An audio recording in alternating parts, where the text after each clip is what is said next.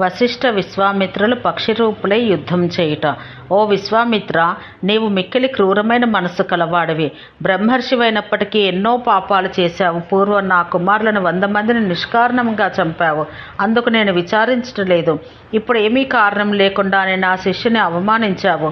ఇందుకు నేను క్షమించకూడదు, నిన్ను విడిచిపెట్టకూడదు. కాబట్టి నీవు కొంగవై ఉండమని చెప్పించాను. వెంటనే విశ్వామిత్రుడు కూడా కోపించి ఆ వశిష్ఠుని చూసి, ఓ వశిష్ఠ, నీవు బ్రహ్మకులమందు పుట్టితివి.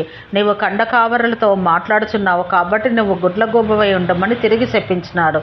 ఆ ఇద్దరు వశిష్ఠ విశ్వామిత్రులు ఇద్దరు శాపానుసారంగా పక్షులై ప్రతిపక్షులై పరస్పరం కక్ష సాధింపసాగినారు.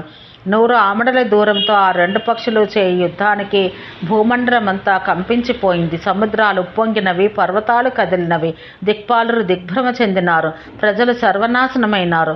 అప్పుడు బ్రహ్మవిద్యేవుడు ఈ విపరీతమైన ఆపదను కనిపెట్టి దేవతలందరినీ వెంట పెట్టుకుని, మునులారా, మీ ఉభయుల యొక్క యుద్ధం లోకకంటకంగా మారింది. మీరు ఇట్లా పోరాడుకుంట మంచిది కాదు. మీ పక్షి రూపములను విడిచిపెట్టండి అని పలకగా వారిద్దరూ తమ తమ పక్షి రూపాలు విడిచిపెట్టి నిజరూపం పొందారు. అంతటా బ్రహ్మదేవుడు వశిష్ఠ విశ్వామిత్రులతో, ఓ మునీశ్వర్లారా, మీరు ముల్లోకములందు గౌరవనీయులు.